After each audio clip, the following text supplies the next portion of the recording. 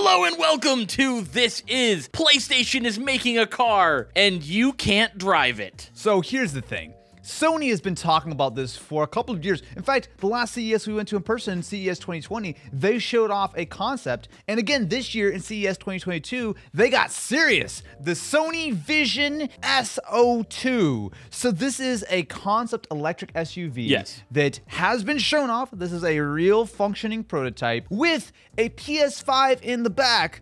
Asterisk, right now it's only able to do remote play. However, there's a whole bunch to the story. I think it's actually legitimately really interesting. Let's collect the facts. All right? Fact me. So there's the Vision SO1, which was the car that they showed off in CES 2020. Think of that as the Model 3, Model S. So they showed off that vehicle. They're like, no, we're not going to make this thing. So in 2022, they announced the Vision SO2, which is a SUV.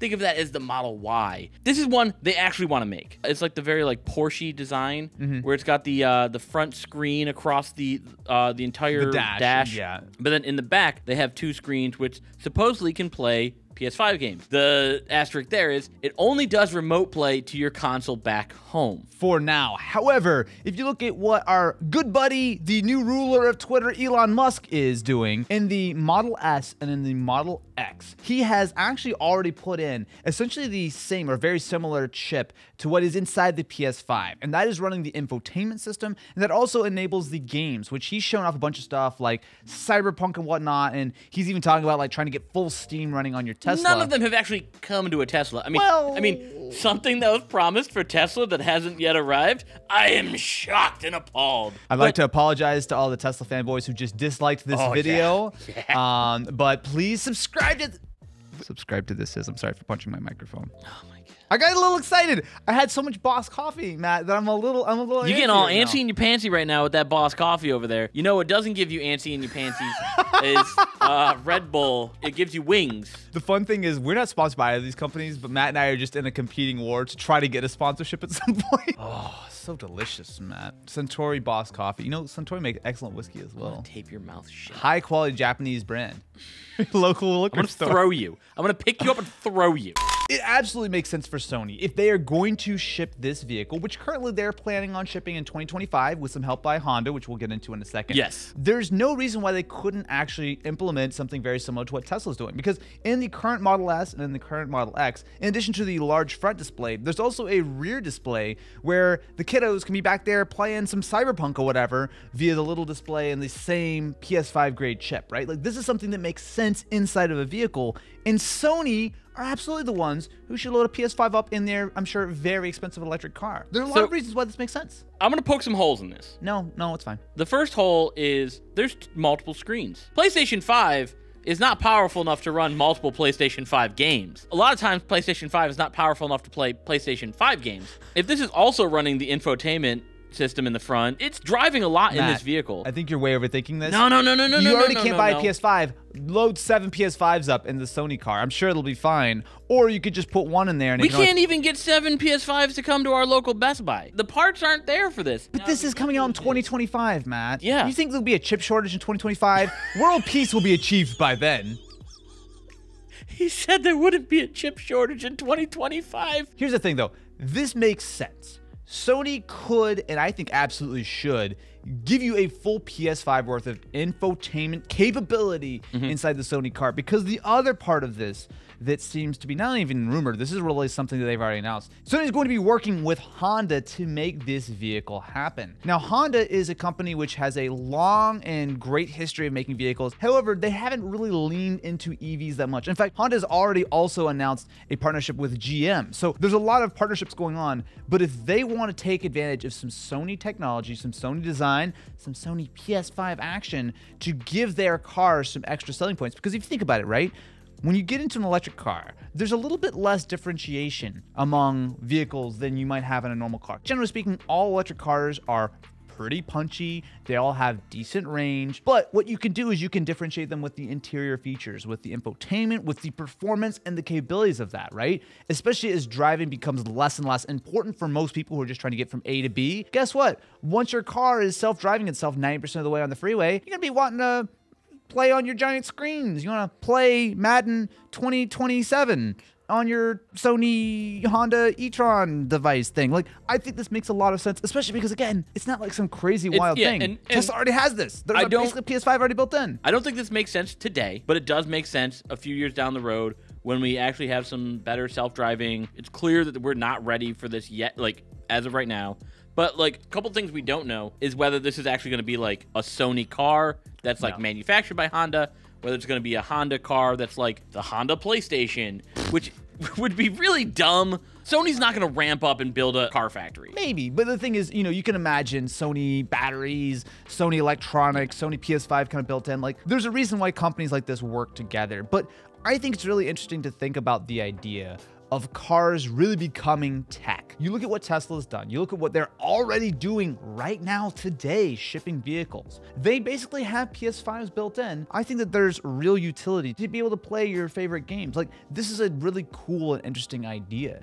Now, as far as the Sony car itself, I have some doubts. I don't think that Sony's going to be branded on this in any way, shape, or form at the end of the day. It's going to be a Honda car that is just Sony tech inside. Like, or it's the Sony car versus the Apple car. I'm just saying, that sounds like a great clickbait title. We know that Apple keeps saying, no, we're not making an Apple car. And then they keep hiring people for a car division.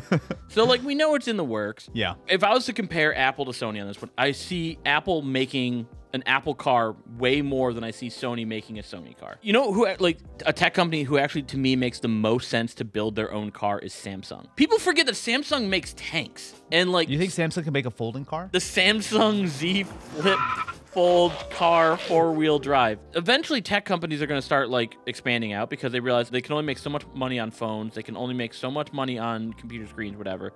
Because everyone has one. You got to break into new frontiers to get in new markets. Absolutely. Samsung actually has facilities that I think could be converted to making vehicles fairly easy compared to ramping up production from scratch from something like Apple or Sony.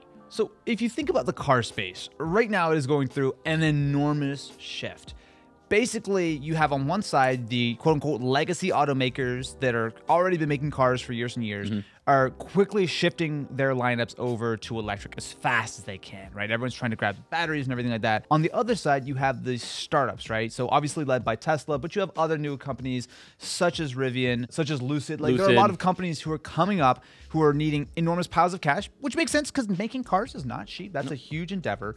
And then you've got these interested parties like Apple, like Sony, like Samsung, or whoever, who are like, you know what? This could be an enormous business. I'm curious, Matt, do you think Sony should sink tens of billions of dollars into making a car instead of just buying more studios like Bungie? To me, it's like one of those things where it kind of makes sense to me if Sony wants to create this technology, to create a PS5 chip that can, you know, run PS5 games and a bunch of the automotive tech that could go to a Honda or something. Like, that makes sense. But do you think that they should be actually making a car? They have a track record of doing exactly what I think they're going to do. You look at, like, the CD attachment for PlayStation, for Nintendo. I'm blanking on the... Matt, you sound like you need a little pick-me-up. And with their high-quality Flash Blue Brew blend and already filled with milk and sugar, it's quite delicious. I'll give you a little pick-me-up so that you don't say the wrong thing on it. This is episode.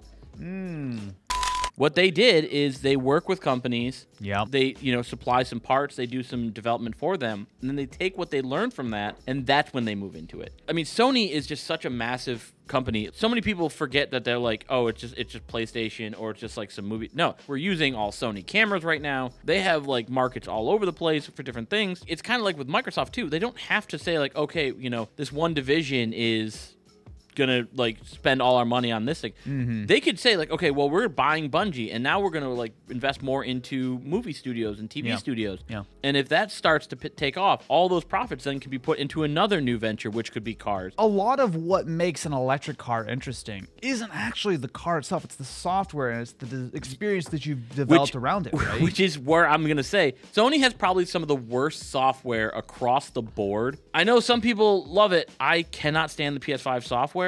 I think it's designed too much by engineers and not enough by like an experienced developer. And I think that's just Sony across the board. It's a matter of, does Sony have the right idea to get into the car space? Obviously, it's something that they're incredibly excited for. It's something that they've been talking about for a number of years. They're making prototypes. They're making partnerships. Like, it's clear that they want to do this. That being said, I agree with you. I don't think Sony will sell the cars. I think Sony will create the tech. They'll have the PlayStation in it. They'll have a bunch of software. They'll have a bunch of self-driving tech and whatnot in a car. I just don't think this actually is ever going to hit the actual streets as a Sony-branded car. But let us know what you think in the comments below. Make sure to, of course, subscribe, ring-a-ling the ding-a-ling button. Let us know how many noobs you'd own in your PS5 car. And until next time, I'm going to drink a delicious Boss Coffee. And thank you to Boss Coffee for future sponsoring us, hopefully.